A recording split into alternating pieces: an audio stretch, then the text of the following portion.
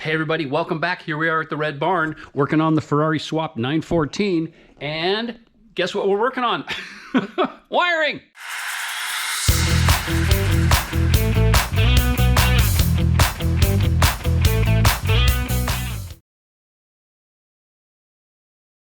All right, back on to stuff that's not wiring. Martin's here today. Everybody say hi, Martin. Hey, Martin.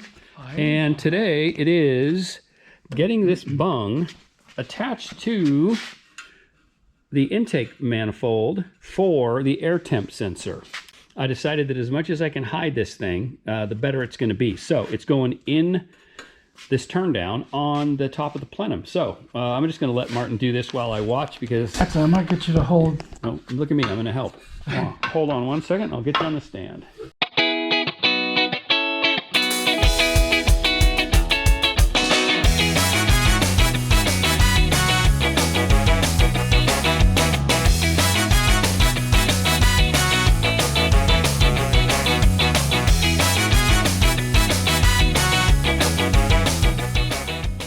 All right, and there is one lovely welded on bung, and interestingly, I have this still hot, so I'm not going to poke it, but this is high temp JB Weld. If you look back many episodes, you'll see that I had used JB Weld to prep that for the powder coating, because apparently it stands up just fine to powder coating, and I can't tell if it lifted the very edge of it or if it's just fine even after being welded on just like that. So thanks to Martin again. Everybody say thanks, Martin. Thanks, Martin.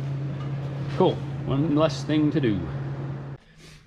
And there it is in place. Sensor's not all the way tightened, but you know, you're going to have to look for it to see it, which is exactly what I was hoping for.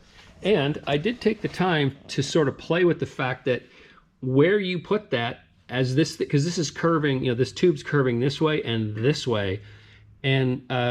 worked out where to put it so it actually points parallel with the side of the plenum. So, you know, every style point counts. And there it is from the inside. And there's plenty of threads on the outside of this. So what I'll probably do is port this and get rid of all that extra boss in here. So just the sensor will poke through. There's plenty of threads to hold it in there, and that'll just tidy up the intake that much more. So back to the wiring. This is a little remnant piece of DR25, and it's not recovered yet. And I am going to measure it. The wall thickness, it's coming in like 32 thousandths. Shoop. Can you see that? 32 thousandths-ish. And now I'm going to recover it. And what do you think is going to happen? And you can see that recovers down. I think this is 2 to 1. So whatever it starts out at, it ends up about half that size. I think this is 3/4 inch. And that is now recovered down. And pardon the noise, I got a heater running in the background. I got this thing going. And now it went from 32 thousandths-ish. What does that say? 50? This is part of its magic. When I say it's abrasive resistant too, as you shrink it down, the wall thickness increases, making it, it's designed that way, obviously, because what they do, I think the way this works is they start it off this size and they magically stretch it. And then when it shrinks back down, it goes to its original wall thickness. But there's something else. It doesn't just shrink, it gets thicker, quote unquote. So there's your science experiment for the day. DR25 protective heat shrink tubing. Okay, now I've cut up a couple more pieces of the 25 amp stuff. I've got 2 lengths of this. And remember, I mentioned I have to split my power for the coils. So I got to have a split here to run coil power to each side. And then I got to run another one to injector power on each side. So I'm going to go ahead and do some inline splices. Rather than cut this off and then have, you know, 3 wires that I got to hook back together, what I like to do is let me just prep the end of this one. And then I'm going to do an inline splice here by simply pulling this wire out of the way. I'm gonna have to come back. It always tries to get itself back down on here. So let me bring you down here and show you what I just did, right? So I just pushed a little bit of the insulation out of the way, and then I can come in here and do a crimp splice like that. And I don't have to, you know, I only have 2 wire thicknesses to deal with, and I've got a nice tidy split. Then I've prepared some SCL, which I'll bring back down in here, and this is the glue line stuff, and that'll completely seal that joint, that splice.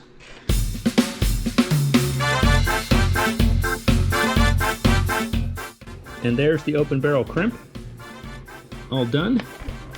I've got my branch point. This is where my branch point's going to be for each side of the cylinder banks. Now I can slide the SCL on here.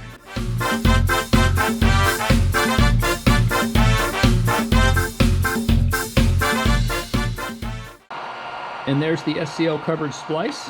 And now I do the same thing on this one. I'm going to do the same thing though. I'm going to stagger that splice. So I'm going to move it up to about here so that I don't create too big a bump here.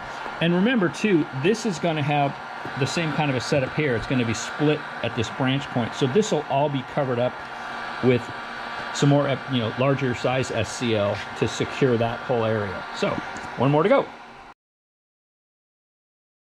And then I put the manifold back on just to start to play with making sure that things are all going to clear everything when I start routing the final harness.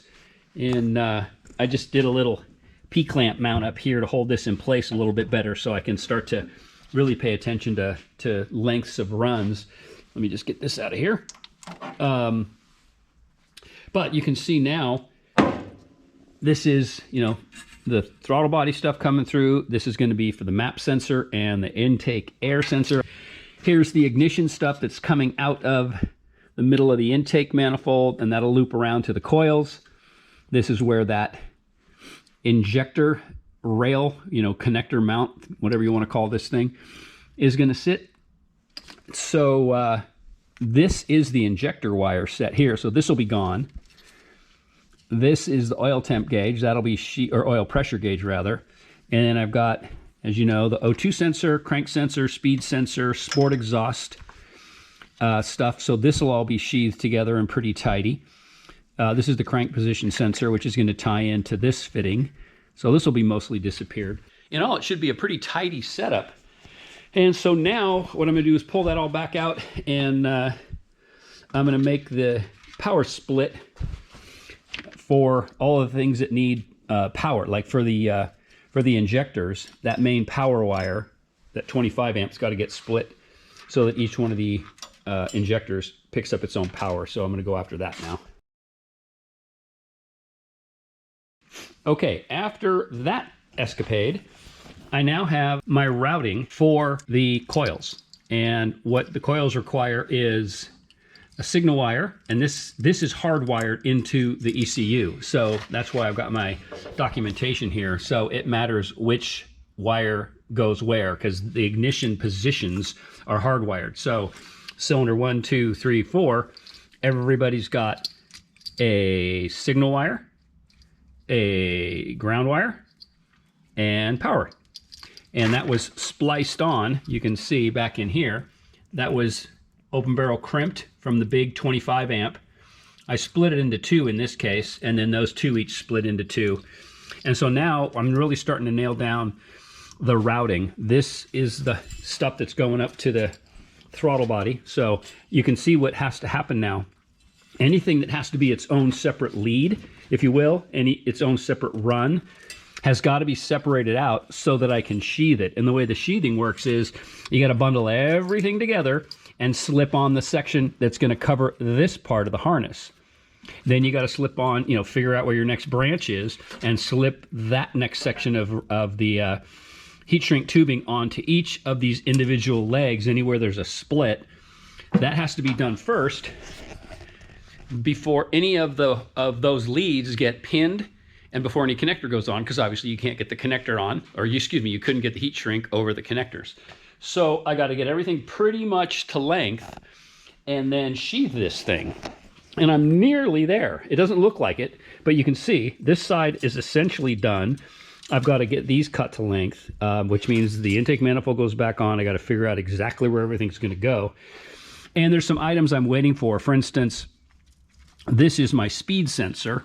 And so I'm waiting for the Hall effect sensor. I'm going to have to make a mount that bolts on here probably and holds that, that Hall effect sensor right in the right position, just above these little flats, so that it can read those as they go by.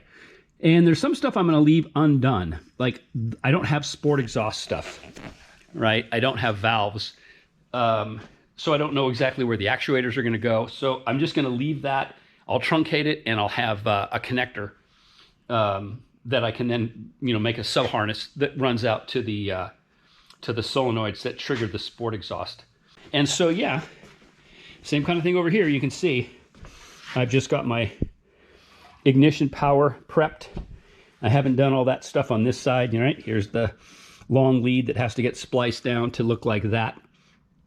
And then I got some other weird stuff up here for exciting the alternator, triggering the AC, and I have a spare sensor power wire. So I got to figure out what to do with that and how I want to route it. But I'm getting there.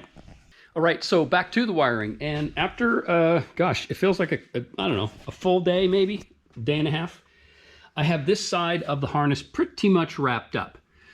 And so what does that mean? It means that you can see this is the injector connector rail, I call it. And I cut it over to the Deutsch connector. Those are those green Ferrari power wires, and there's my red power wires. So this isn't completely done. I don't have the SCL heat shrunk down, so this will be a little tidier. But that's that. And then all the coils are done and labeled. Everything's labeled with the heat shrink, and then the clear over it to protect it. We've got the intake air temp now that the boss is in there. That's in and routed. We got the first drive-by wire set up, right? All that stuff's done and labeled, and in it goes. What else? Oh, the crank position sensor has been cut over to the Deutsch plug here. Oil pressure, coolant temp. There's a couple of loose wires here. This happens to be, this is the cam control wire. I have to split this up front. Anyway, so I haven't routed that yet. So some of these things aren't quite ready. And then I ended up swapping out the O2 sensors. The guys at Haltech said, get the Bosch 4.9s. So I didn't have the plugs for that. So this O2, these O2 leads, this one anyway, I'll have to get this done. That's why this didn't get wrapped up. Then I'm gonna get my Hall effect speed sensor mounted. That's this one. And this is the sport exhaust control. If I decide to go with a sport exhaust, I'll figure out what to do there. And then I still have to do everything, that same thing on this side. And so I'm not gonna cover this. It's just cutting wires and crimping terminals and sheathing things. But so anyway, that is, I think the next time you see this, it'll be all done. The engine harness will be done and tested, and we'll be on to the next thing, whatever that will be. I'll work that out when I get there. But this is just, man, this is taking a lot longer than I thought. Oh, and I haven't even, I got to do all the interior stuff and the PMU. So all the switches, the ignition, wipers, headlights, taillights, blah, blah, blah. So I think I am going to call it for this episode. I appreciate you guys hanging with me while I work through this wiring thing. Man, if somebody told me it was going to take this long, I probably wouldn't. I don't know. Anyway, it took a long time.